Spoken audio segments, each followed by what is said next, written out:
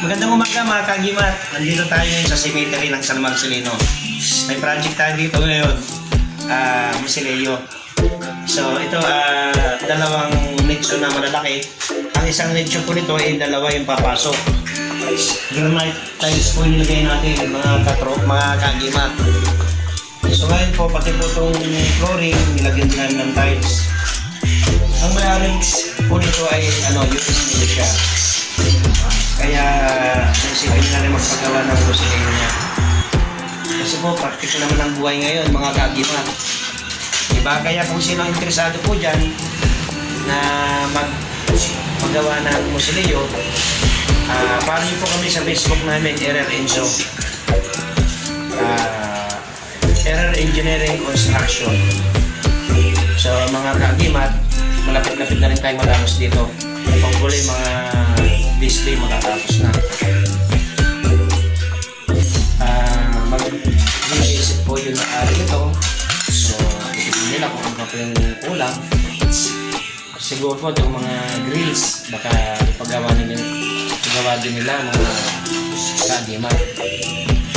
Oh, kaya itong ginagawa natin ngayon, hindi bahay ng buhay, kundi bahay ng patay. Diba mga kagimat? Kaya yung mga mayayaman dyan, may pera. Pagpagawa na kayo. May kasabihan, pag nagpagawa na daw ng nicho, lalong tumatagal yung buhay. O mga kagimat, di ba? Kaya kung sino may interested na magpagawa, pagawa kayo sa amin, follow nyo kami sa Facebook. Meron na yun, so mga kagimat. Maraming salamat sa inyo. Ang tulikin nyo ang aking mga vlog. Siya nga pala, mga kagimat, tulungan nyo ako maabot po yun 1,000 subscribers at ako ay may pa-pray nyo sa inyo. Di ba mga kagimat? So, ito, tingnan natin ang surrounding nga. Bigawa na yun.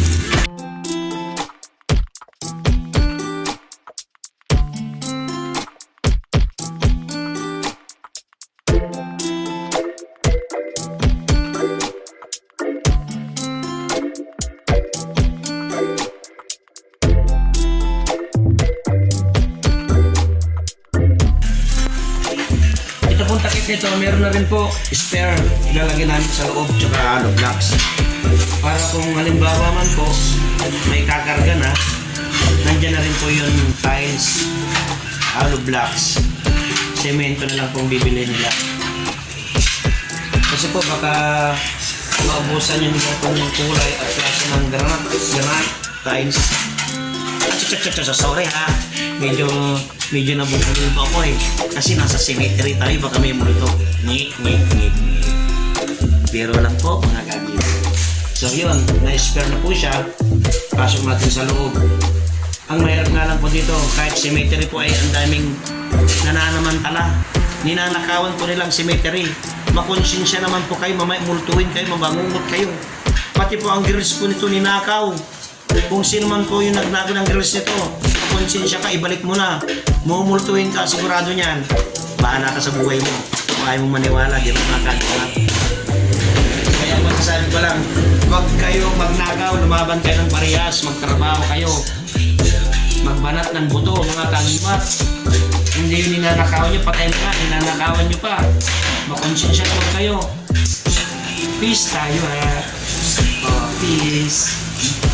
Yung mga nagnanakaw dyan sa cemetery ha, huwag kayo magalit sa akin, baka tamaan kayo, kikidlatin kayo dyan.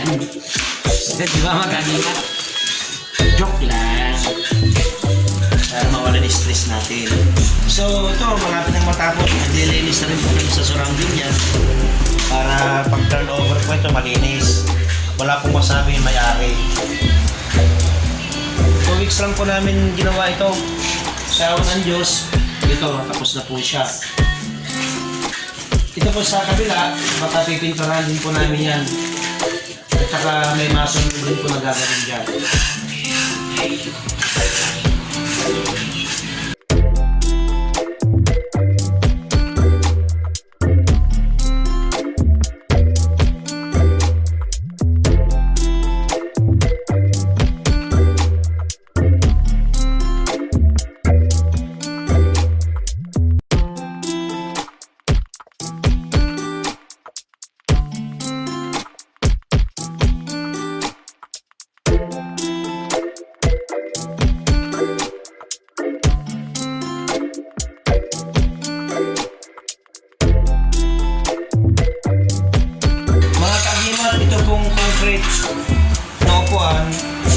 babaguhin po namin dahil medyo mataas na po, sabi ko ng may-ari.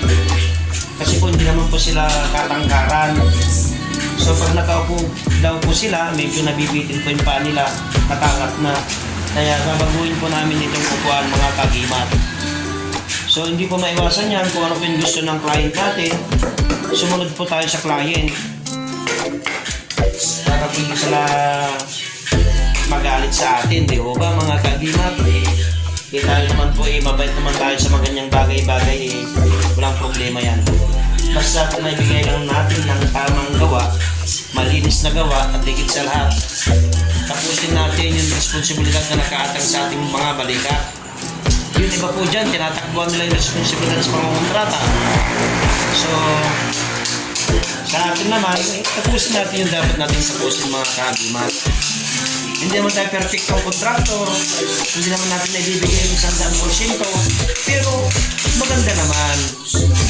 Para pag turnover po natin, nakangiti po yung client natin, hindi nakasimangot. Sabi nga nila mga kagimat, may ngiti sa labi pag nagkasalubong kayo.